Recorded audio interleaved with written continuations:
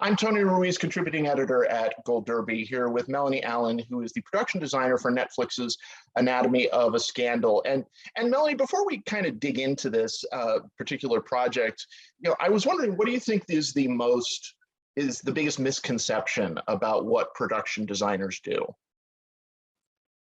Oh, I don't know. What's the biggest misconception? I feel like some people feel like that production designers, just like, oh, there's a couch, but there's so much more to it, isn't there? I think a lot of people don't really understand what we do. I suppose that's what you're saying, is that people see us as just really doing the dressing side of it. So we just bring the furniture and stuff.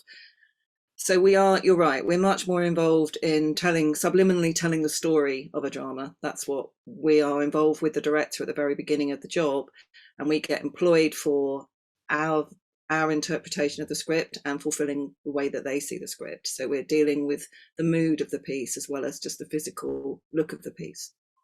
Well, so then when you're first reading the script for this project, what was the mood that immediately struck you? On Anatomy, it was the pace, I think, that really struck me, that the high level of interiors that we were going to be visiting. So the drama of somebody being unfaithful is it's a common thing that we see, but it's set particularly in the Houses of Parliament and in the very high echelons of our society. So it was the fact that we had a lot greater scope and scale that we could be creating. So I want to go through, I think, some of the biggest set pieces of this, and to me, it all starts in James and Sophie's townhouse. Yeah. I mean, would you call it, is that referred to as a townhouse? It is. It's a Georgian townhouse, yeah. So what I noticed that there's a certain kind of gold hue in a lot of that. How did you go about designing that? That was definitely a brief from SJ, our director, of telling the story that they were the golden couple, that their lives had just never been touched, that they'd had this perfect, happy life up until this point. And that would also come from the way it was lit, to kind of give it a warmth to it. So our choices of color palette, but also lighting as well, affected that. And it's so funny because there's such a warmth to it, and yet there is such drama going on in the backdrop of it. I think the front of the house is more the formal, which is kind of more clinical and where they would invite guests. And then the further you go into the house, when you go into the kitchen and the space which is the family space, that becomes warmer as well. So the colours get warmer in there. And then in James's study, that's kind of, again, it's more private areas. I wondered if when you're approaching something like this, that's a very upper class Georgian, as you say, style, where does your research begin? It begins, there's a book actually called Townhouses, and there's a section on that about the Georgian townhouses, and there were 5 styles that were made in London.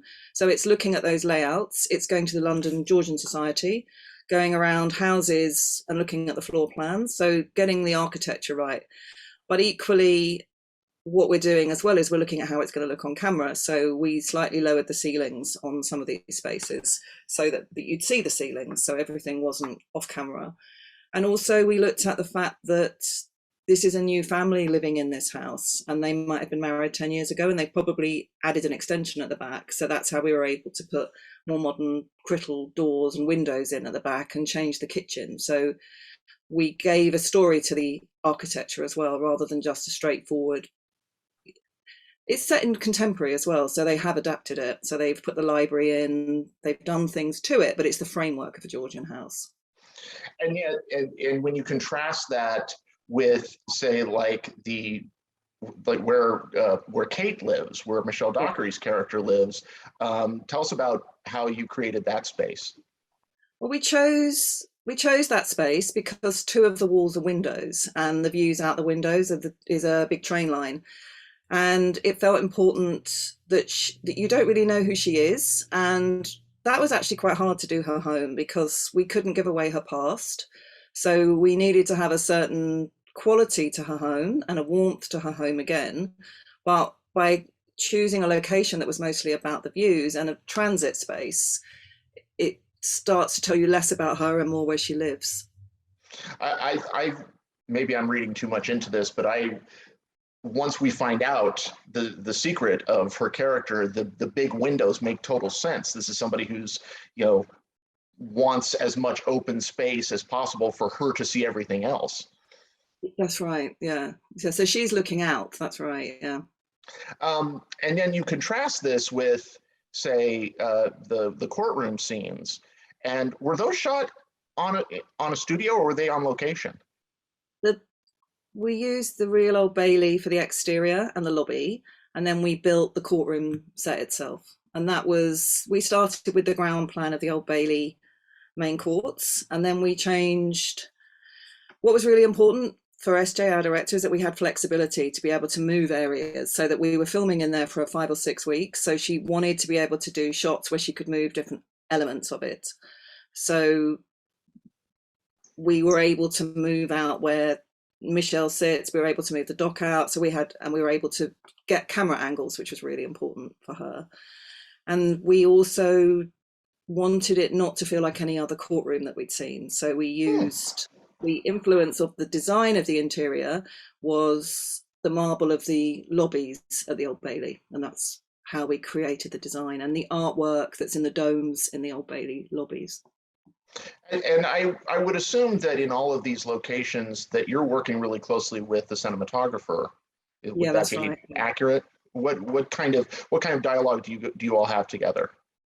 We have to talk about how he's going to light it, how he's going to be able to get his shots, which is worked out with SJ as well. So we're continually, like on a thing like the courtroom, it is all about how they're going to get the shots, what's important. We built a mock-up of the courtroom in scaffold before the main spaces, so that we could make sure that the shots could be achieved from James's point of view, Sophie's point of view, and Michelle's point of view.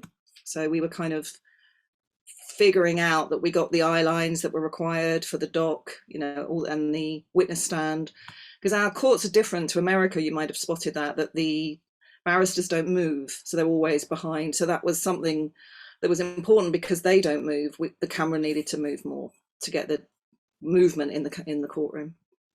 And then you then have these numerous flashback scenes. One of the things that I've talked with many of the actors is the importance of these flashbacks and how they're kind of punctuated in.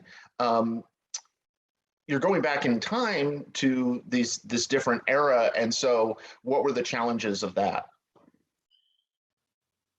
It's just thorough research, I think, because we all have probably a false memory of what those times were like. So you just have to be really thorough to be sure that you capture the correct fabrics that would have been on the duvets, the right, radios that would be there, all those kind of small details that tell you you're back. And then obviously the correct cars when you're on the streets, those kind of subtle, and because it is in Oxford, it has a timelessness to it. So there's always a classical element to what we were doing, but yeah, it's just getting the finer details. Was there one particular set that proved to be the most challenging? I think the main house, and I think that came from the beginning really, because the David E. Kelly's looking at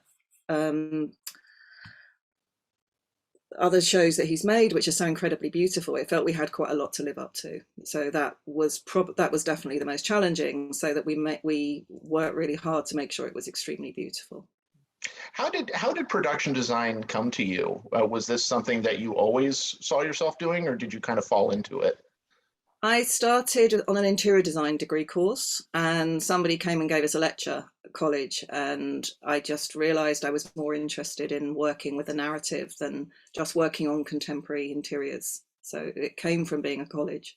And then I went to the BBC, and I studied at the BBC for 5 years before the BBC design department went freelance, and then I became freelance myself and started designing. And so, when you choose projects, what is it that drives your choice in projects? I think sometimes it's a reaction to a job you've previously done that you're ready for a change. So if you've worked on a period drama, you may wish to do something contemporary. I think it's always something you feel connected to when you read it. It's something you're excited by. I think that's the most important thing, that you read the script. Like, I think I read the book before I read the script of Anatomy, and you just have to be really excited, and then you know you really want to do it. I think that's it. Just comes along and you're like, wow, I really want to do that project. You've mentioned S.J. Clarkson, the director, and I'm just wondering, everybody I've talked to having to do with it is that she had this very clear vision of what she wanted, of how she saw this series, and so I'm curious what your interactions with her were like. Well, it's my second project with SJ, and she really likes. I mean, yeah, she is really involved, so she likes to approve everything, and then there's a level of trust where you're able. The more you get into the show and the more you're doing stuff, obviously there's a level of trust, which I think is true of all directors.